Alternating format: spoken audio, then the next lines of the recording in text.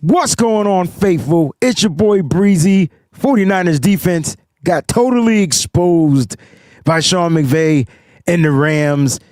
Hey, look, we're here to talk about it. It's Therapy Monday. Shout out to Nigel for that. That's what we're checking in for. We're going to have some fun on the Wayne Breezie Show. We'll recap the game, break down some breakdowns, and have all that good kind of talk, man. Stick around, man. Smash that like button while you guys wait after the intro.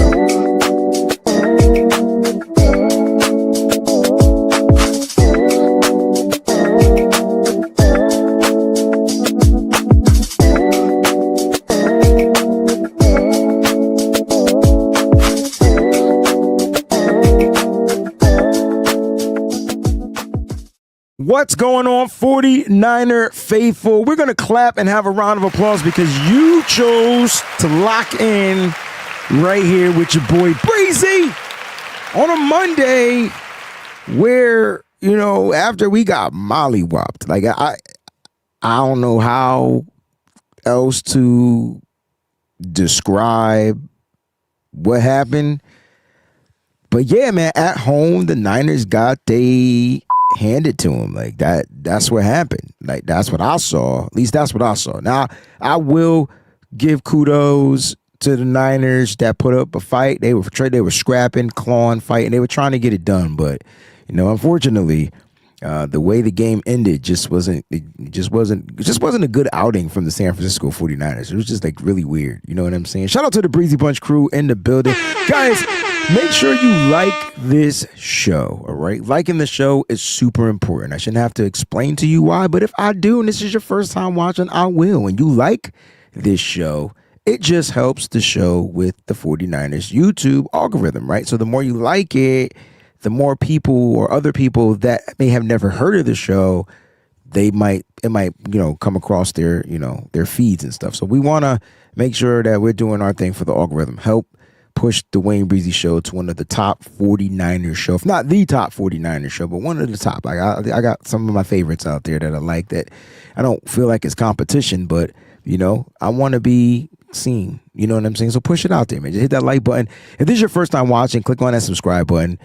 Subscribers help as well. So if you subscribe and you like, boom, that's 2 for 1. Now you can also take it an extra mile. You want to support the stream, support what I'm doing here. Help all these stupid ass technical difficulties that be happening only on my show. I feel like I'm the only one that experiences because I'm the first one that kind of like goes live. So I got to go. I'm the guinea pig. You can support by just becoming a member of the Breezy Bunch crew. There's tier packages out there. And one of the perks is the early show shout outs and the priority comments, right? The priority replies to your comments. So if I see you out there, I'm definitely going to check in, especially if you're a member. So shout out to the members again. Of the Breezy Bunch crew, Niner faithful, 8042. Love it how we got these cool little numbers now after our names and stuff like that. I wonder what my name says. Does it say the Wayne Breezie with some numbers under? I don't know. I gotta see what it says when I go on somebody's show and comment. But checking in for Therapy Monday instead of Victory Monday. Yeah, unfortunately, just not a victory. Brandy in the building. Good afternoon, Breezy and faithful. Hey, Brandy, congrats to your Patriots. Thank you for beating the Tampa Bay Buccaneers. Thank you. At least that's one team in the NFC that took an L, right? Like one of the teams we're going to be competing with. Team that beat us, they took an L, right? So thank you, Patriots. Appreciate that. Can't believe that the Patriots are 8-2. Man, that's amazing. You know what I'm saying? Now, if you need help on Miss Peachy Brown becoming a member, you can click on the link right here, and it should be a hyperlink for you guys. You can click on the link; it'll take you right to the memberships and stuff like that. You know what I'm saying? And it's all good. Eddie G and the B-Dogs. What up, faithful? Hey, what's going on, man? Don't bother me in the building. This is way better. If you were here maybe 15 minutes ago, man, it was crazy because there's some stuff going on. There's some upgrading going on right now. I wasn't ready for the upgrade. That's what happened. Like, you know, I was unprepared. Like this 49ers defense against 13 personnel. You see how that ties in? Everything correlates. Yeah, the one thing I know how to do is make things correlate and coordinate. You know what I'm saying? So that's what happened, right? Like I was unprepared. You know, I wasn't on my Disney Scar stuff. You know, and look, I didn't know what it was. I created the show. I was at the gym, and I'm just like, you know, hit create. It's like it wouldn't let me create because I got to select orientation. So then I selected the orientations. I saw that YouTube offered 2 I assumed that YouTube would put it in portrait mode, which it did. So YouTube did its job. Unfortunately, my layouts aren't built for portrait mode. They're only built for landscape mode. So if you were watching, there's two different links that you had to click on. One was for the horizontal, one was for the vertical, right? And if you're watching on your phone and you don't want to feel like turning, you just want to watch it vertical, like the 916 way, you can select on that option. Now, once I get my layouts for that vertical situation, I will be going back to putting it. They offering it. I'm paying for it. I'm going to take both of them. I'm going to use both of them so you guys can have an option. But there was an option to select. I just wanted to put that out there. There was an option to select. Red and Gold Empire in the building with the hashtag BB. Peachy says, what up? Happy Monday, Breezy and everybody. It's funny how we overreact on a Sunday. I think that's why that show is like important, because I feel like we get it out and then we come here on Monday and then we kind of like just listen to each other, right? There's no more yelling, cursing, a lot less of those. You know what I'm saying? Tommy, first super chat of the show. He came in on fire, man. Look, Tommy dropping bombs at the beginning of the show. Jordan Elliott, trash. Gifford, trash. Kevin Givens, trash. Put them all in the trash can. Throw them out, man. Take out the trash, man. Listen, I will say this, man. All three of them players are depth players. I did expect a little bit more from Jordan Elliott. I ain't gonna lie. Jordan Elliott is terrible. He was terrible in this game. He's been showing some signs of being okay. The 49ers run defense was horrific. It was bad. They didn't even give up, they gave up over 100 rushing yards, but man, they were giving up like 5, 6, 7 yards a pop to two different backs. It was just like, bruh, what we gonna do? Tommy, thank you for the super chat contribution. Do appreciate that. Matthew in the building. What's up, faithful? Matthew, we had a good time. Who was it with us? It was you, it was Jax, it was oh my God, I'm drawing a blank. Just know that the Patreon watch party was on point because we were all stuck. Stuck like Chuck. Shout out to Nigel. Extra air horns for Nigel. Crane 49ers gifted a membership. If you became a member with the gift of Nigel, let us know. You know what I'm saying? I think is it Filthy Casual? That's what's up, Nigel. Appreciate the membership, guys, and take advantage of the memberships. After your membership run out, man, keep the memberships going. You know what I'm saying? But thank Nigel for that. Eddie G and the B-Dogs, Breezy, last camera angle got me singing.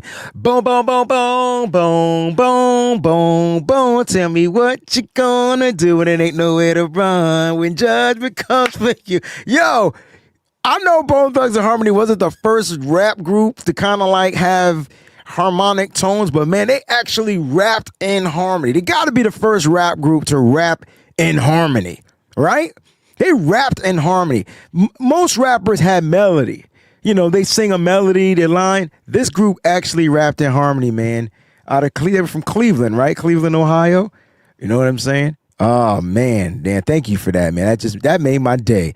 Alejandro with the hashtag BB. Hey, Wayne, because this defense, can this defense actually compete in a playoff game? I see 10-7. Okay, so this is a great question, right? Because hell to the no. Hell to the no. They cannot. The defense that we saw on yesterday, just imagine, take a regular season game away, make that a playoff game that we played in yesterday, and that answers your question, fam. No, absolutely not. Absolutely not. You need two things for a playoff defense.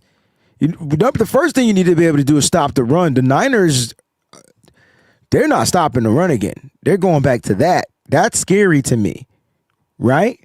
That's super scary to me. If I'm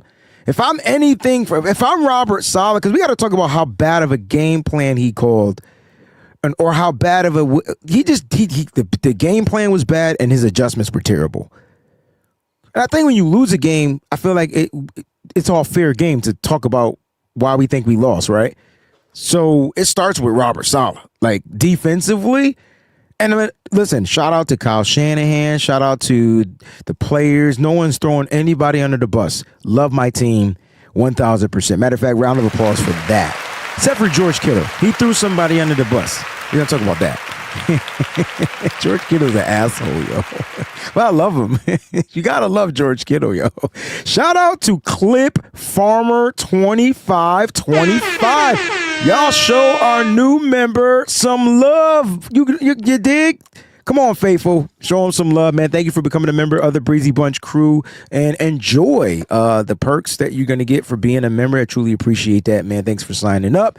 But shout out to you for sure. We'd love to know what you thought or how you felt from the game. So go ahead and put it inside the chat. All right. Ty Tanner with a super chat contribution.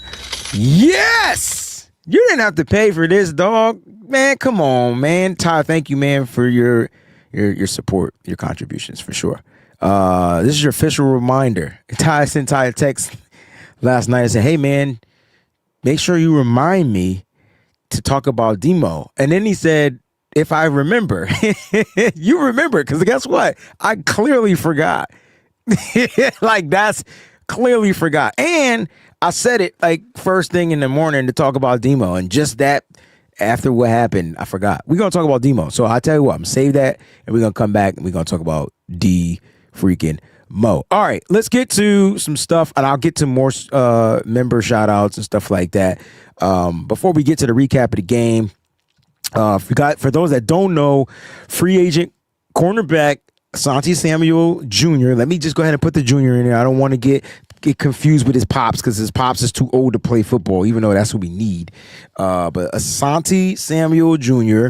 will be visiting with the 49ers on today. Now, today's Monday, so let's talk about this real quick. Let's have a discussion. I want to talk about, should the 49ers look to sign this gentleman? He's going on a tour right now, so there's probably not going to be any signings or anything like that. I'm just at that point where, if I'm the San Francisco 49ers, I kind of want to keep him in the building, woo him in, because I really think that the back end for the 49ers is going to continue to struggle, because that front end is just too messed up. So it'll be easier, in my opinion. It's just Breezy's opinion. No, you don't have to agree, but it would be easier to strengthen the back end a little bit. He's not the only person I think we need in there. Plus, we need bodies, right? I mean, or we just continue to, develop these guys. But even with the development of the guys, I just feel like it's going to take more time to develop. All right. It's going to take more time to develop. So that's the question that I'm asking everybody out there. Feel free to throw your answers out there. He is visiting today. He has other teams that he needs to visit as well. And, it's going to be interesting to see if he wants to make San Francisco his home. We already know what it's like to play in California, how expensive it is, all this. Now, let me just give you what's going on with the Asante Samuel Jr., okay? Because I know a lot of people on my Twitter, my ex, they were like, hell nah, blah, blah, blah, whatever. All right, so now he has been medically cleared by doctors to play. He underwent a spinal fusion surgery back this past April, right? So a few months ago, spinal fusion surgery, all right? Now, he had the surgery. He's been cleared to play. He's visiting multiple teams, so the Niners aren't the only one, but he will be visiting the Niners per rap sheet. All right. Now, he was injured in 2024. He is a free agent, and he's probably going to go to the team that's going to offer him the best chance at winning and probably the most money. Now, I already know the Niners will fall short in that category. They're just not going to offer a bunch of money. Like, you know what I'm saying? But that's where we're going with this. All right. So I want to know what you guys think. Should the Niners sign this free agent, or look to sign this free agent,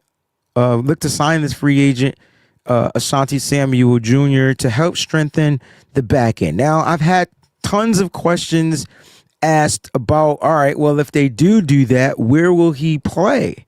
I think Mike and I kind of like dibble dabbled with it on the BAM show this past Friday. Bro, he play outside corner. Ronaldo Green could play outside corner, and you move Demo to the slot. You just strengthen your secondary. Boom, just like that. Oh, snap. Did we really do that? Yeah, you really did. You got an outside guy. Ronaldo Green is trending upwards. Thank God. Right? Now you got your two outside guys. You're paying Demo to be outside, inside. Where did Demo thrive the best? This goes back to Ty's super chat comment because he told me that I was supposed to talk about this. And hell yeah. Yep. It's been struggling. It's given up 3 touchdowns in the past 2 games. 3. Gave up the first touchdown in this past game. Gave up 2 touchdowns the last game. And I'm just like, yo, Demo's struggling, right? So they're starting to test him. Okay. Penalties on the season for sure. You know what? I tell you what. I'll look up Demo's stats. I'm not going to do Demo dirty, but it just seems like as an outside guy, and it can be just, I'm not trying to throw Demo under the bus, but it could be simply that he's overcompensating. And when players overcompensate, they usually make mistakes. I know an all-pro linebacker personally that would used to overcompensate, and he would struggle. It just feels like sometimes like the communication of Demo, like he's just in the wrong place at the wrong time, or he's not in the right place at the right time. However you want to look at that, it's the same thing. And so like just in this game, I'm like, Demo, like how did you give up that touchdown? Like what's going on? So clearly there's some type of miscommunication between him and the safeties. So I kind of feel like the Niners need to really strengthen the back end. You know what I mean? Like the back end is we're going to talk about the front, but the back end is where you can't afford the mistakes to happen. All right, if the up front don't get pressure, they just don't get pressure. I'm not expecting the back end to be able to cover for so long, but Demo was ass yesterday. Like, and granted, he's covering top tier wide receivers, which I thought he did pretty damn good against the receiver portion. But I mean, like at the end of the day, like he gave up a touchdown. So I'm not saying Demo's not an outside guy. Just the way that this team is structured. I just feel like Demo is struggling on the outside. Like he's not playing it the way we want him to play. And you got to remember, like a lot of the majority of the season up until maybe 2 or 3 weeks ago, he really wasn't being tested. So now they're starting to test Demo. All right. Now they're starting to test Demo. All right. So that right there is something to pay attention to. Will Robert Saleh go to Kyle Shanahan and say, hey, I need to get my guy some help? He's going to be struggling out here because everybody out here is terrible. They're young. They're just not ready.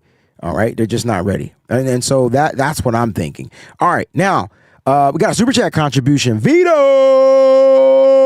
It's like, love the name, Vito. Love the name 1000%. Sign Justin Simmons. Well, I've been advocating for this since the beginning of the season. Okay. And so thank you for the super chat too, by the way. I don't know. I don't understand. I just feel like if the Niners were to sign a guy like Justin Simmons, well, you don't need to learn the system. Just play deep. Play the safety. He doesn't have to learn how to play safety. Do you understand where I'm going with this? I think having a guy like Jair Brown, Marquise Siegel, who's going to be inactive probably for the remainder of the season. Who else we got?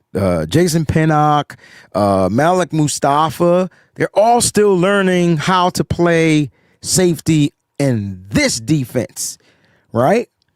It's going to take more time than what we expected. Can they play in the box? Yep. But then they're going to have some missed tackles when the alignments aren't aligned properly. You know what I'm saying? But Justin Simmons, to me, just makes the most sense because he's your cover safety. The Niners don't have a cover safety. They don't have a guy that can play cover 1, cover 3. They just don't have that guy anymore. And I'll be the first to say I miss Talanoa Hufanga because regardless of how slow he was, number one, he wasn't slow when he blitzed. He can blitz and he can get home, That's number one. Number two, he played coverage better than every safety on this team. Literally. Remember one time he was leading the team with interceptions? All that's gone. He's gone. All that's gone. The issue with Justin Simmons and Miss Cinnamon Kiss, what's going on? No, it's not too late. You can sign free agents for the remainder of the season. So it's not too late to sign a free agent. He's a free agent. Free agent. Now, he suffered an injury in 2024. It's a hamstring injury. How y'all feel about signing guys with hamstring injuries? Last time I checked, though, it was 2025. So if the injury was in 2024, he must be really looking for a nice check. That's what I'm thinking. Clearly, this kid is not injured. A lot of people keep saying, isn't he injured? Injured from what? So you think he still has a hamstring injury? I think the question is, why is nobody signing him? Probably because he's expensive. Because he's still that guy. Played with the Falcons last year, got a hamstring injury, and was a free agent. And now he's a free agent. So it's going to be interesting to see, like, if the Niners feel like they want to go that route. Did you guys watch the safeties play? Yeah. So if I'm the Niners, if I'm Robert Saleh, I love my rookies, right? It's not a shot at them. But sometimes these rookies just need a little bit more time. They need time. They need the reps, obviously, but they're going to need time to develop. And the question is, the $1 million question is, are we playing for a Super Bowl this year? Because if we're playing for a Super Bowl this year, the question that was asked to me earlier on the show about this defense, then we're not going to the Super Bowl because it's November and December and the weathers are changing and games are won and lost in the trenches. We're not winning defensively in the trenches. We're just not. That's realistic. I'm being realistic. There's no way I can be optimistic about that, right? Depending on who we play. But if you're playing a top tier team, you asked me about playoffs. So if we're playing any team, to me, that makes it in the playoffs are probably top tier. So if we make it to the playoffs, unless we get this high potent 40-point average scoring offense to help overcompensate the defense, it's going to be tough. And how did that work out for Detroit? Now, you see their defense, they get Aiden Hutchinson back. Their defense is coming back into full swing. They got their leading pass rusher, blah, blah, blah. I mean, the Niners have lost a lot. Like, the Niners have lost a lot. All right? The Niners have lost a lot. Oh, we got another Super Chat contribution. Nigel Quandre Diggs cut by the Titans last week. Another safety. Oh, go figure. Another safety that was cut. Quandre Diggs, former Seattle Seahawk. You guys remember him? I would love to have him here just to stick it to the Seahawks. I'm just that type of a person. Don't mind me. I'm that type of a guy. Why was he cut? I guess that's going to be the $1 million question. He is a little old. He's 32. You want to bring a 32-year-old safety in here? I'm just asking. It's just a fair question. I'm just asking. I don't know if the Niners want to go that route. I mean, they can. They need veteranship. You know, I almost feel like when we got Taj, oh my gosh, what's his name? When we got Tashawn Gibson, sorry, I don't know why I call him Taj. When we got Tashawn Gibson, we lucked up. Like, we literally lucked up. Like, Jimmy Ward's out. Hufunga's the youth. And they got lucky. They got a guy that still has some juice left in the tank. So I guess the question is going to be, how much juice does he have left in the tank? That'll be the question. You know, that'll be the question. Now, as far as his career, man, he hasn't done much since he's been with the Titans. He's been in the league since 2015. The Lions, Seahawks, Titans. Those are his teams. And if you're looking for interceptions, I mean, his last interception came in 2023. So the question is, like, is he trending down? Will he fit in his defense? But I think the Niners need a veteran in that thing. And I love D. Amador Lenore as a captain, but he might just lead a little differently. Like, maybe the players are still young or whatever. If I had to pick between Quandre Diggs And Justin Simmons is Justin Simmons. It's definitely Justin Simmons. It's Justin Simmons. For me, that's just me personally. Because I want the ball hawk. I want that coverage guy. I want the guy that is comfortable to move across the field, be able to cover. You know what I'm saying? And that's going to make the right mental plays. That's just me. Good news is no injuries. Oh, round of applause. Go figure, though. Right? No injuries. Now, Tatum Bethune did leave the game with an injury. He did leave the game with an injury, but he came back. He returned to the game. So that's good, right? So no injuries so far as we know of after the game. But I mean, like losing 42-26 is or was crucial. So let's talk about it, man. Let's have this therapy type of session. You know what I'm saying? And let's kind of discuss, let's kind of discuss like what we saw happen right now. I know we're trying to place blame and things like that. And I think, if you're going to place the blame, you're going to start with the coaching, start with Kyle Shanahan, start with Robert Saleh. I think the best coach in this game, if I had to rank the coaches, if you guys had to rank the order of coaching in this game, with 3 coordinators, with 3 coaches, how would you rank them? For me, Brent Boyer I thought was number 1 because we're getting really good upside on the special teams. Special teams is looking better and better each week. I don't know about you, but I just feel like Sky Moore is this close, like literally, to making that last person miss to break one and take it to the house, which will electrify the 49ers. Literally, it'll give them a crazy spark. But it will be Brent Boyer, special teams coordinator, Kyle Shanahan, / his offensive coordinator, Kubiak, and then Robert Saleh. And it's a big drop for Robert. I was a little disappointed in Robert Saleh. You know what I mean? A little disappointed in Robert Saleh. And so, yeah.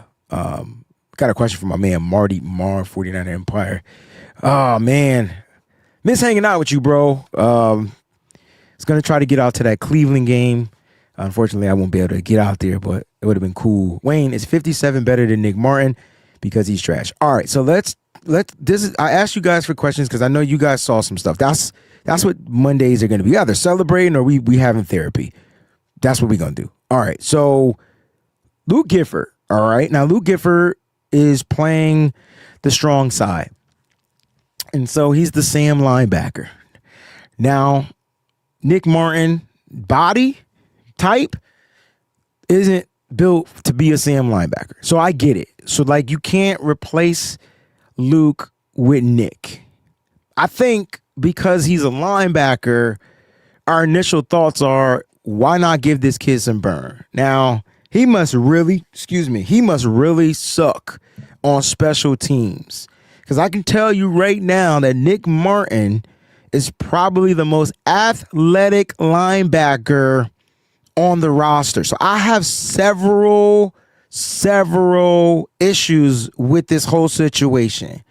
Now, you bring out 3 linebackers on your base defense. So Luke Gifford, D. Winters as your weak side, and then Tatum Bethune as your Mike, right? The middle linebacker, right? So middle Tatum, weak side, the guy that's going to do the coverages would be D. Winters, and then your strong side guy would be Luke Gifford. That's that. And in a nutshell, you're paying Luke not just to be a high price special teamer. You were hoping that he could make some strides on defense. Luke Gifford, in my opinion, is the equivalency to the 49ers having safety George Odom. George Odom, all-pro special teamer, had flashes of being a safety, but just was never going to be the safety. Now, his natural position was safety. So Luke Gifford's natural position is linebacker, but he's built to play the Sam. He's going to continue to struggle. So are you going to rotate Luke with Curtis Robinson? That, to me, that would be the equivalent. That would be more of who you're going to replenish him with It will never be Nick Martin. And it's because just Nick Martin, just body, he's just an undersized linebacker. So here go my questions, right? Here go my questions. Then why did you draft him? Why was Nick Martin drafted? Can somebody in here answer why Nick Martin was drafted? Because you spent your first third round pick on this young guy, full of athleticism, a guy that's a sure tackler when on the football field. I mean, he led the nation in tackling, the year before he, entered before his last year, like had over 157 tackles. So he's a machine. He clearly understands football, at least the rapping and tackling part. You don't got to teach him the fundamentals. But if his body type isn't built to play linebacker, then why is he here? So how big of a guy is he going to end up becoming if his body is already built? So I'm assuming he's more of a weak side guy, right? Right? More of the weak.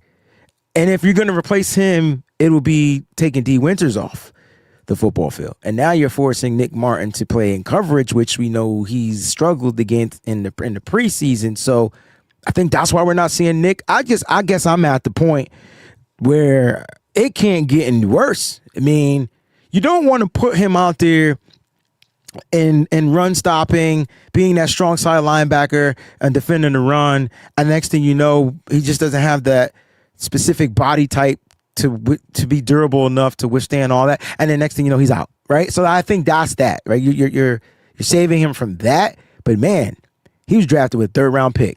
How's he not on the football field? Like how like his athleticism, his ability to, you can use him in one way and one way only, and I guarantee you to be 100% effective every time. If I'm going to blitz, he's the blitzer. That's the guy. That's the guy. That's the guy I want blitzing. You have a spark in this kid. So I mean, Saleh talked about, him trying to make strides on special teams, Marty Marr. So that's probably one of the reasons why he's not growing. He's not getting the reps. So we'll see. That's the only thing. Clip Farmer 2525, one of our newest members, then create some packages. This is why I said we have to have the conversation about Robert Saleh, right? He's the Kyle Shanahan of the defense. He was the sought after defensive coordinator. You put in a bid for the Niners to spend a third round draft pick on this particular player. And the Niners clearly need sparks. They clearly need help defensively. Okay, so the original game plan isn't going as follows, right? You lose Fred Warner for the season. Wasn't expected, happened unexpectedly. You lost Nick Bosa for the season. Wasn't expected, happened unexpectedly. You're trying to supplement the Nick Bosa situation, but what are you doing at the linebacker spot? Luckily, Tatum Bethune is able to play the mic, but guess where he struggled? Oh, I know, in coverage. So it's just like you lost Fred. You lost a big chunk. You didn't re-sign Dre Greenlaw. It's just, yes, it's and D. Winters isn't progressing. I'm sorry. He's just not what we thought he was going to be at this stage in his career. But why not do what Clip Farmer 2525 just said? Why not create specific packages for this young gentleman to be successful in? I always bring back my teaching correlations, right? When I was a teacher, I knew which students were which students were strong in certain areas and which students weren't. So whenever I put students into groups, I make sure that I had some strong bam, bam, bam, bam, and then they made everybody strong. Everybody became stronger. The students helped teach one another, right? I know groups don't always work, but they work for me because I knew how to scaffold certain things and whatever, create specific packages for certain students, right? So I just need Robert Saleh to do this. I don't see why you're not bringing in your third round pick to just provide a spark. Love all of our draft picks. I love Upton Stout, but even he struggles on the blitzes. Like, He struggles in coverage too. I guess we're not gonna have that conversation, but they're young. I'm expecting them to struggle. So I'd rather see Nick Martin out there struggling, learning as a young player, opposed to the free agent you paid money for that you actually went after to go get and look terrible. Because Luke Gifford, I mean, on the first coverage play, he still got beat. I just thought that, Terrence Ferguson dropped the pass. I mean, the pass was thrown right to him. It was a little handsy, whatever. Could have been interference called on both of the players. Refs let it go. And I thought Terrence Ferguson, the rookie out of Oregon, just dropped it, right? Then he clearly burnt him the second time. Like, he routed him up. And that wasn't just a burn. It was a route burn, right? Like, oop, oop, oop, right? Like, dang, bruh. Like, you got beat bad, right? And so now you're running with full speed. That's just not Luke Gifford, though. That's not who Luke Gifford is. Never thought he was. Don't even know Luke Gifford. Like, you know what I mean? Matthew, rookies can't learn just reading a playbook and practicing every week. At some point, they need some real field time. So this is another good, this gets the bell. You guys are speaking some facts, right? This gets the bell, right? Why? Well, I think the question again is the Niners this wasn't a part of the Niners game plan. I think part of the Niners game plan was to develop these rookies in waves, right? Like infuse them as need be, right? Like a little here, a little here. Then the Niners the Niners vets and the star players started dropping like flies, especially defensively. Defensively, woo. Which is why I think everybody was like, yo, make a move by the trade deadline. Duh. Like, we are high alert. Like, make a move. But they didn't, right? They didn't make that move. You know what I'm saying? And it's just unfortunate, Matthew, I'm with you. These players do need to see real live action. I don't think it's going to cost the team too much. And you're not going to know what you got unless you put them out there. And what would be a better opportune time? Don't wait for an injury to happen to where now you have no other choice but to put them out there. But I guess practice, they have to earn it. And I'm all for guys earning stuff. So you put the best players out there. I think when I watch a game and I'd be like, dang, like how do you elevate Sebastian Valdez? Sebastian Valdez. How do you elevate him and then make him inactive when you clearly needed a push up front? You couldn't stop the run. Now, I'm not saying he's a big run stuffing defensive tackle. You know what he could do? He could get to the quarterback. The dude is strong as hell. So, like, the back end is struggling, man. The back end is struggling. So, in this game, there were tons of mistakes. Just none on special teams. Like, right? Like, the special teams was the best unit, in my opinion. But the mistakes were heavily on the defensive side. Let's talk about Robert Saleh lining up Malik Mustafa in the red zone, end zone, to cover Devontae Adams. Now, listen, there's corners in this league that can't cover Devontae Adams, right? There are corners in the league, good corners in the league, great corner, all pro corners in the league struggle, okay, covering Devontae Adams. Now, look, if this was a bad throw, or if Malik was more of a coverage type of a safety, I think, and I don't know, that was a weird situation because you look at the alignment, you're like, no, not Malik. Right, but then I realized, we probably don't got any type of safety that would have been able to stand a chance. Maybe Robert Saleh was just, entering his inner, or channeling his inner Kyle Hamilton. Yeah, I would take that matchup. And then like why not? I guess my thing is, like, if you're going to put the safety, if you're going to put a physical safety on Devontae, to let him play physical. So, like, I'm not even mad at Malik Mustafa. I'm more upset with Robert Saleh for putting him in that position, but then not allowing him to play the style of football that he plays. Like, press this guy. If you get beat off of a press release or whatever like that, and you can't muscle. I mean, you ain't got to worry about the legal contact. It wasn't even 5 yards of play, so you ain't have to worry about that. You could have jammed him up. Why not try to jam him, reroute him? If he catches that off of that, kudos to Devontae. This dude had space in the final frontier, in my opinion, and that was just terrible. I didn't understand that. I didn't understand that. Didn't make any sense to me. Like a lot of stuff in this game made zero sense. D-Mac, what up? He says you can only do so much with the young defense. Players just need to execute. All right, yeah. Listen, bruh, you ain't gotta ever think that that's not what I think. I am the king of execution. I expect if you are a professional and you go out there, I'm expecting you to execute. But I also expect the person running the ship to put the person in the best position to execute. Is that fair? I feel like that's fair. That's like me giving you a job and just be like, yo, man, go out there and do the job. And then you don't do the job right because I ain't tell you what I wanted you to do. Or I didn't put you in a proper way, position or setup to do. I didn't give you the tools. You know what I'm saying? Like I just told you, yo, man, you got a job. You got to get done, blah, blah, blah. I need it done by 3 p.m. I kind of like set you up to fail. If you did it, kudos to you, credit to me. But if you didn't do it, I can't be super mad at you if I didn't give you proper instructions or details or description or whatever. So I didn't understand that. Then there was the 12 men on the football field call. Like that burns me up. Oh, there's 2 penalties I think that burn me up more than any. 12 men defensively on the football field. That's number 1.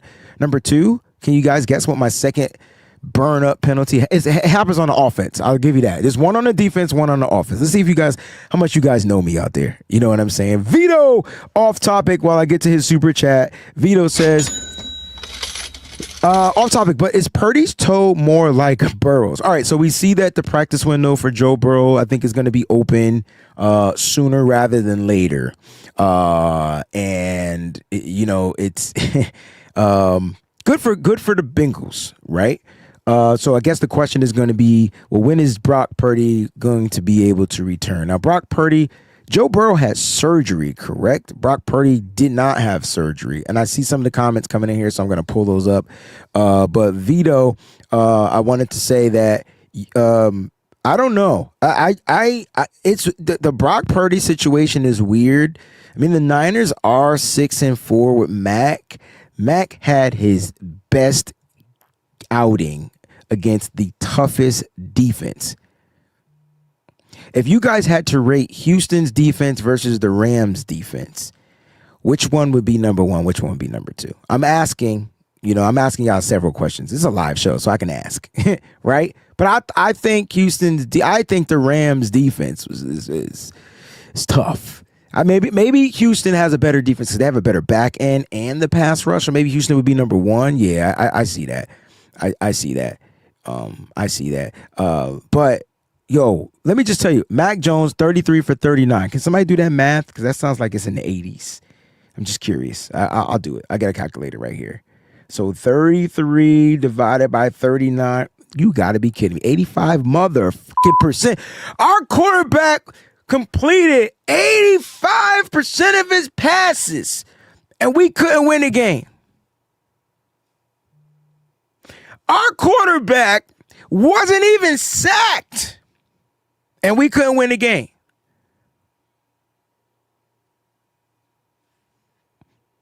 Our quarterback threw for 3 touchdowns, and it wasn't enough. Damn. Mac, I will say Mac played his ass off. Don't get it twisted. I want my Purdy back. I just need my Purdy to be healthy back. Like, I don't want to just bring Purdy back. Kyle Shanahan said, yeah, man, we just, he was good enough to go as the backup. I think because they asked him about being a backup. He was good enough to go as the backup, but, he didn't want to risk anything. I think Mac Jones has been balling out. I think Mac Jones is getting healthy. I think Mac Jones is getting more confident in his offense. And if Brock's toe is that bad or is not that bad or whatever. I mean, the only thing you're not getting from Mac Jones that you would get from Brock Purdy, literally, is if the play break down, Brock will move them feet. Brock will move the feet. That's the difference. You know, he'll move his feet. All right, so I asked a question about what offensive penalty burns me up, all right? Now, more than anything. So, illegal shift, it's a good one. That's not the one. And 12 men twice. I think we called the timeout on one of them, right? I'm trying to see if I see any more offensive things out there before you guys go ahead and before I give you the answer. But before we do that, let's get to the super chat from Eddie G and the B-Dogs. It says, this kills me. Our guys are better in press, but after they snap, they're running back. No pass rush and just giving quarterbacks spaces. What the... Not a Super Bowl defense. So back to that, man. This just is not a Super Bowl defense. It just isn't. Can it be that? It's not the illegal shift, guys. It's the fucking play clock expiring. I don't think anything pisses me off more than that. I can deal with an illegal shift. I can deal with all of that. Because that's subjective, and I wanted to punch every ref in the face for calling that on George Kittle last week. And I think they were pushing it, calling it on Kyle Juszczyk when we went forward on that 4th and 1. Remember with that crazy play? And they said that he didn't get set. Man, I think the refs really got something for it. There it is. There it is. There it is right there for Marquisha. Delay of game. There is nothing more embarrassing because you get like 30 seconds, right? And if anything, it's really mainly to give the defense time to make substitutions, basically, because if the offense subs, then the defense gets the time to sub too, right? So when we get a delayed game, I'm livid. That's 5 yards, which we got in this game too, by the way. I don't know if y'all remember that. We had a delayed game. We had a delayed game. You know what I'm saying? Marquisha, delay of game. Yes. Makes 0 sense. 12 men on the field make 0 sense, and delayed games make 0 sense. Those are two penalties that should be avoided at all costs. Two penalties. Those should never happen. But for some reason, they happen. I don't get it. All right, Marty Marr, Wayne, help me understand. Why do Kyle run no huddles at the end of the game? They move the ball just fine. So are you asking why doesn't he run it for more of the game? Because that would be my question. Like, sometimes you just got to get your offense into a rhythm. Toward the end of the game, though, defenses are playing a little bit differently, right? They're playing their style of prevent, right? So they're not going to drop everybody back into coverage, but they know you're trying to throw the ball, blah, blah, blah. Basically, defenses aren't really running, so aren't really set up to stop the run toward the end of the game because they know you're throwing it, so they're going to play coverage. So I think for me, I would like to see a little bit more of that. Are they built? The question is Kyle comfortable with Mac Jones running a no huddle? I think the only issues that I had on the offense from this game was that it started slow, and they can't continue to start slow. I think George Kittle made that clear, right? You got to stop. You got to stop starting slow. I think last night I don't know if it was Bleacher Report or if it was here, I was like, remember when Kyle used to call like these 10 to 12 scripted offensive plays for like 95 minutes and the Niners would get a touchdown? Like, that's gone. When is the last time we did that? Can somebody tell me the last time we did that? I don't know. So maybe we need to add when you're trying to get into a rhythm or whatever or whatnot. Maybe we get a little bit of more of that. Let's shout out some of the cool players from the game. George Kittle had a game. George Kittle, Brian Robinson Jr. scored a touchdown. Matthew Stafford, we talked about him. Let's talk about Juwan Jennings because we got to get this off of our chest because I know a lot of us are still pissed off at Juwan Jennings, which we should be. There was a play in this game, and I'm encouraging you guys. I'm not going to show it here because I always get flagged by YouTube. And Brian Dabble was fired from the Giants, so get ready for Bill Belichick to enter back into the NFL. The Juwan Jennings, the drop, right? So, I needed to look this up. I needed to see how many drops Juwan Jennings had. A lot of people were saying he had 9 targets. He caught 6 passes. I want to see if they graded one as a drop, because if it was, then I stand to be wrong. I have zero problems eating crow or correcting myself. But I just didn't think that was a drop on that defended pass where the dude had his arms draped around the waist of Juwan Jennings, and it should have been pass interference. So I'm going to trash Juwan Jennings. Don't get it twisted. He pissed me off with fumbling. So, I'm going to keep it a buck. But let's see if they called it a drop. So the Niners had 0 drops in this game. I need us to watch the game a little bit differently than what we think we see. Use your brain and add the context on what's happening. That pass was well defended, but it was well defended because it was pass interference. So yeah, you would have dropped it. I would have dropped it. Jerry Rice would have dropped it just because he was interfered with. It wasn't a drop. Now, let's talk about the fumble. Because the fumble, now we talking. Now, I credit Juwan for trying to make a play. I credit Juwan for trying to, I credit him. I do. But where he gets the hammer slayed down on him, and shout out to Juwan Jennings because he took full accountability. He said he told them, I bet y'all never fumble again. My issue though was, bro, or anybody, it's happening to anybody, because I remember a few years ago when Christian McCaffrey was fumbling, nobody said shit.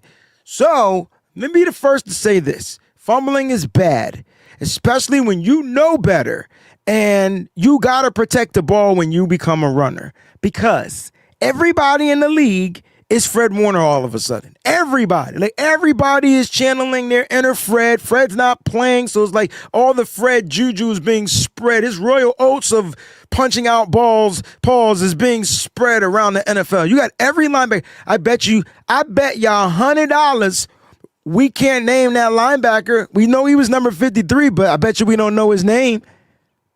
I don't even know his name. I know a lot of names.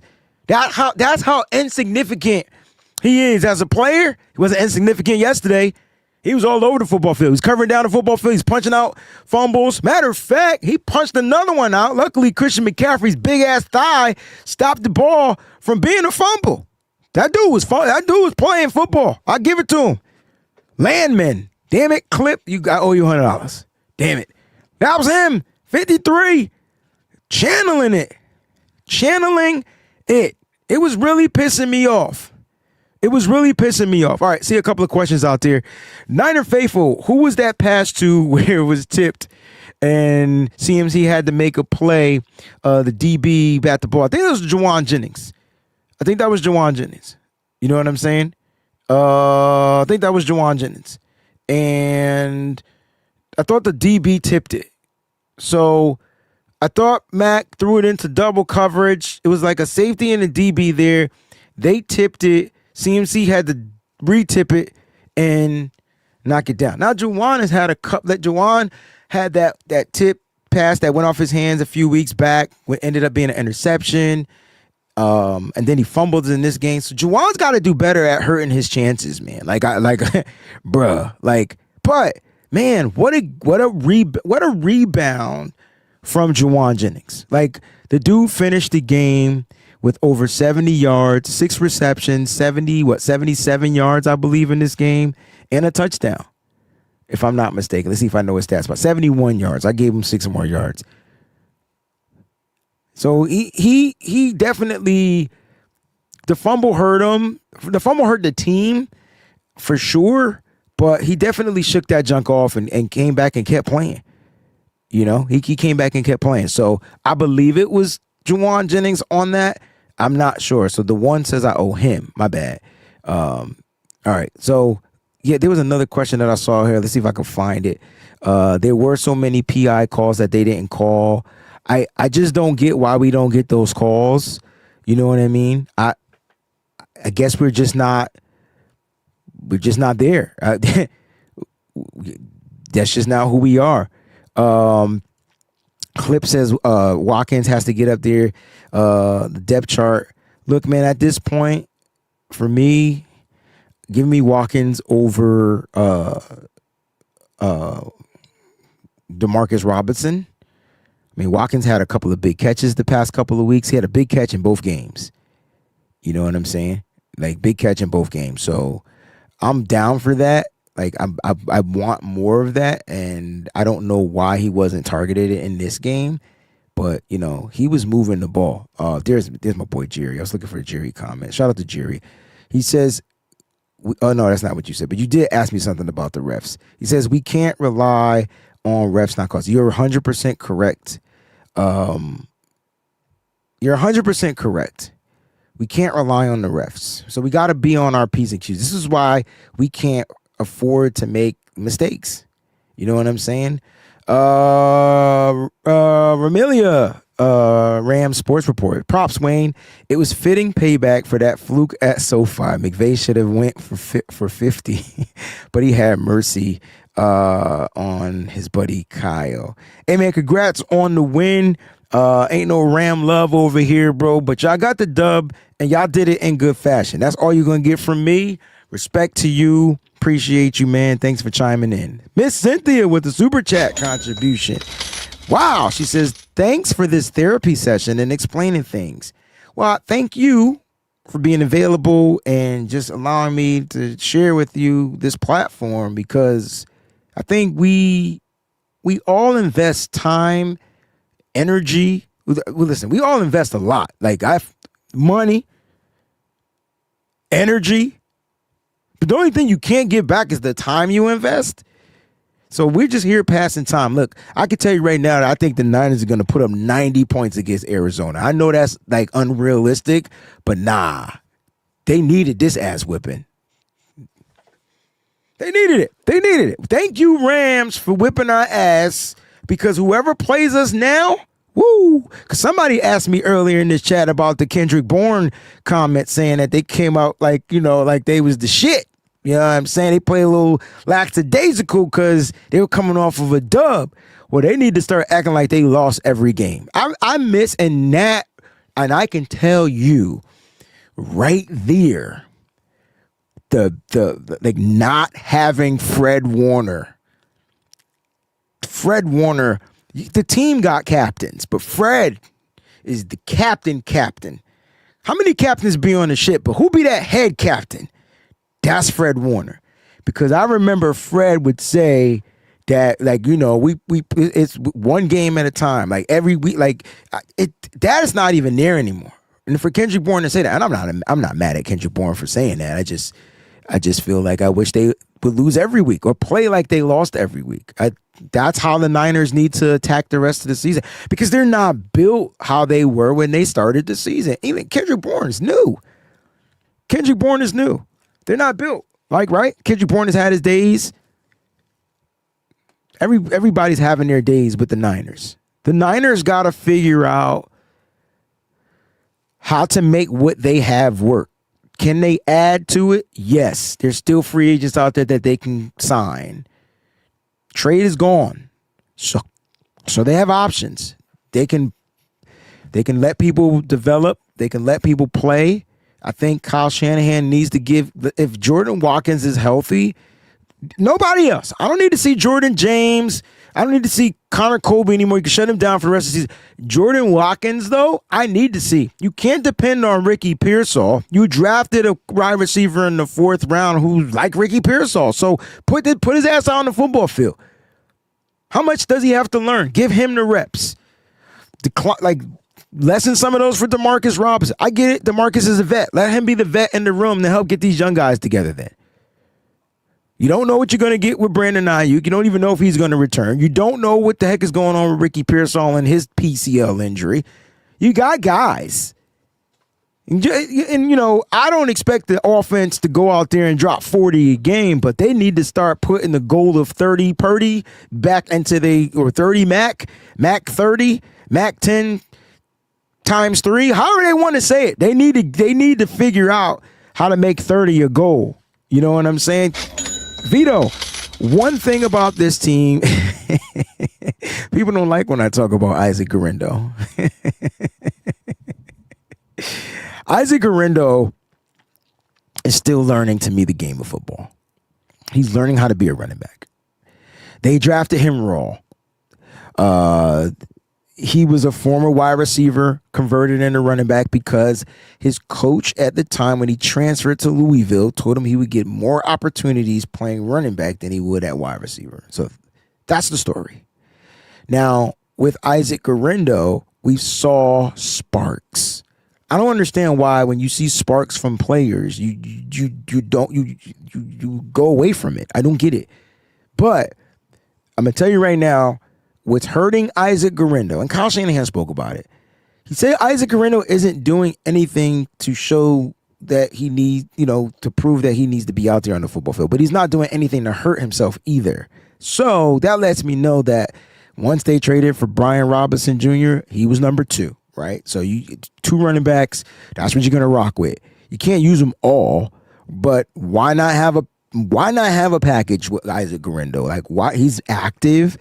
I think they were trying to utilize him on the kick return game, and it just wasn't working. He was just terrible on special teams. So that's all hurting him. You know what I mean? And in my opinion, Drew on Facebook, what's going on with D-Rob? Nothing. Just caught a nice pass. He was targeted 4 times, caught 3 passes actually for 34 yards. Nothing's wrong with him. I just, I would like to see more Jordan Watkins. I think at this point, I mean, Robinson's not doing what he would normally do with the Rams, but this is a different offense. So nothing's wrong with him. Nothing's going on. We got a lot of bodies at the wide receiver position. We can't feed everybody. Clown man, I got to talk about this before I jump off here. I know we can't talk, you can't change the refs. The refs are the refs, right? But this was one of the worst calls. And we've seen some bad PI calls, but his feet were clearly set, right? Clearly set. And then I think is the key to the not getting the penalty is getting the feet set for a second. That's the key. So you got to factor in the time. That's why I told you football and the rules of football, terrible, right? So yeah, that right there. It changed, and after that, wasn't after that the interception? You can't make this stuff up, man. Somebody asked me how was Brendo. Yo, Brendo is gonna Brendo.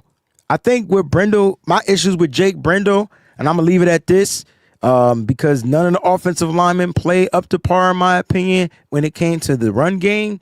But protecting Mac, they did that, man. Mac went 33 for 39. They gave up 0 sacks. I think they gave up a total of maybe 12 pressures. I'll take it. 12 pressures. All right, so check this out. They gave up 12 pressures and only 1 quarterback hit. Round of applause to the offensive line. Against that defensive front, one of the scariest defensive fronts in the league, oh, you got to give them credit. They sucked? Run blocking. God dang it. I think for me, when it comes to Jake Brendo, I'd rather see Matt Henney out there in the run game. I just feel like Matt Henney, run game, Christian McCaffrey played better in the run game. It was just a better fit for the run game. That's me. That's just my opinion. But let's see. You know what? Who had the best run blocking grade? You would never believe this, but Jake Brendo was number 4 in run blocking. I guess I'm wrong, but didn't look good to me. Ben Barch, number 1. Kyle Juszczyk, 2. Colt McKivitz, 3. Jake Brendo, 4. You want to know why Demarcus Robinson on the football field? He's probably the best blocking wide receiver we have on our roster. I think that's one of the things. Yeah. So, I mean, Brendo, he wasn't. I know I put out a tweet saying he was that. He also gave up the most pressures though. So Jake Brendo gave up tons of pressure, the 4 of them to be honest. Yeah, he got trucked on an extra point, but that was by Jared Verse, man. I mean, the only time Jared Verse got off, pause, was against Matt Hennessy on special teams. Other than that, can somebody tell me when they heard his name throughout the whole game? I heard Tatum Bethune name a lot more than I heard Jared Verse's game. I heard Byron Young's name once. I heard Jared Verse's name once on a special team. You know what I'm saying? So, yeah, you know, that's my opinion on it. Offensive line was terrible. Since we talk about grades, let's talk about the grades. We'll end the show on the grade report. There's your top 5 grades right there. I mean, George Kittle, offensively number 1, 81.5. Trent Williams, 2, 70.3. Ben Bart, 70.2. Mac Jones, 69.3. Brian Robinson Jr., 68.5. Like what I'm seeing from Brian Robinson Jr., I think you'll see more of him if he can really be a threat in the receiving game. I'll stand pat on that. Sam Okwanu, 70.5 defensively. Robert Bill Jr., top 5, 69.3. These grades are terrible, by the way. Curtis Robinson, 63.4. D. Winters, 59.8. Keon White, 57.6. We had the only sack in the game, and it came from 2 people, Keon White and Kalia Davis. So they shared a sack in this game. Shared a sack. I think we had a total of like 16 pressures defensively. We blitzed a hell of a lot. Was I the only person wanting Robert Saleh to stop blitzing? Or was that just me? Because I thought every time I watched Lake City. What's going on, fam? I watched. That's what I meant. That's what I wanted to read. Thank you, Jerry. I couldn't find it. Can you say it again? I missed it. But I'll start this one and I'll come back to it. I watched Robert Saleh blitz, and I'm like, bro, it ain't working. And it worked once. We blitzed once, and it caused a incomplete pass, right? And the only reason why I called it incomplete pass is because Matthew Stafford or the offensive line, they shifted the line on how to block. And it just allowed the Niners to go in. And boom. Yeah, like that was a mistake to me on the Rams to where it worked. I watched Jair Brown blitz twice, back to back. And that cat was so far from getting home, I just couldn't figure it out. Like the defense, in my opinion, is the reason why the Niners lost this game. You can blame it on Juwan Jennings' fumble. You can blame it on that 4th and 1 call. Oh, please do me the honor. Go back, watch the 4th and 1 run, and tell me if we should have quarterback sneaked it. Because what I saw was when the ball was hiked, 4 Rams dudes already across the line of scrimmage. I don't know if he was going to be able to get that one, dog. Like, that one was a little nervous. That one might have got Mac Jones shell-shocked. I think the right play was to get it to the outside, and unfortunately, Byron Young just made a play. Sometimes the defenses are going to trump the offense, and sometimes the offense is going to trump defense. You know? Now, guys, you're going to get more stuff from me. I'm going to be breaking this film stuff down on my Patreon. You can go to the Patreon, patreon.com/the Wayne Breezie, right? And I'll be doing like the film breakdowns. We're going to go through everyone. I got to go through 39 pass attempts. God dang it. Can we just get a 23, 25 game? 39 is a lot. We'll go through every one of Mac Purdy's throws, and then we're going to go through the offensive and defensive explosive plays. So we're going to see how many explosives the defense gave up and how many explosives the offense actually made. So those are always fun to watch, and other exclusive shows over on the Patreon. You can check that out. Also, shout out to our sponsors over at Residency. You see I'm rocking the fit. I'm rocking my man Ty's shirt, though, to stay faithful. This joint's fire. Stay faithful. That's important, right? But check out our sponsors over at Residency. Use that promo code, man, SFBreezy, and you can save some money on your total purchase. $5 to be exact. So saving $5 go a long way in this economy right now. So if you want to save some money, man, click on that joint, man, for sure. Don't forget to like this joint. Feel free to subscribe. Shout out to all of our new subscribers here on the channel. Again, shout out to everybody that was tuning in here live, and special shout out to everybody that gave super chats. I do appreciate your super chats. You know what I'm saying? We needed to stop blitzing everybody. I'm seeing some of the comments in here. I thought the blitzes were just not good. That's why I would love to get a guy like Nick Martin, who I know is probably faster than anybody we got on the defense. Even Marquise Siegel, if you ran a safety blitz, I just feel like he has the innate ability to just get home. Siegel would give me Hufunga vibes if he blitzed. You know what I'm saying? That's how I'm looking at it. But check this out, guys. Look, we got beat. So the good news is the Niners are 6-4. Wrap this up. Niners are 6-4. I don't even care what we are in our division. I know that'll matter later on. We gotta start stringing some wins together so that we can have a better just overall record, right? 4 losses, 6 wins, and we got a division rival coming up, right? So we got to head to Arizona. Now, I got a funny, good, great feeling about this game coming up because I just know that I just feel like Kyle Shanahan is going to be in like several bags. He's going to have the Gucci bag. He's going to have the Louis Vuitton bag. He's going to have the Nike bag. He's going to have several bags where he's going to probably dip in and get a little bit of something out of it. And so, you know, it's going to be a game. But we get a chance to rebound. At least we get a chance to rebound against a division rival and then go up another game in the division when we beat Arizona and sweep Arizona, right? So they're already not going to have Kyler Murray. We already know that we're planning for Jacoby Brissett. Jacoby Brissett is a guy that pretty much stands in the pocket, and that is something that I think the Niners can probably tee off.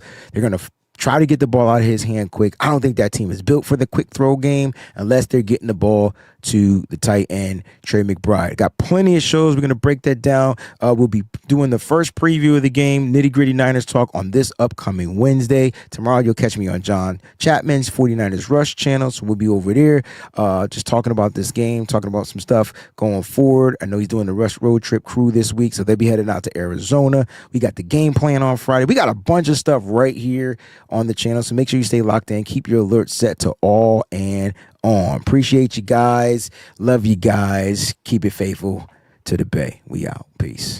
What's up, faithful? Thanks for watching. Hit that like button. Don't forget to subscribe and make sure you check out some of the other cool videos.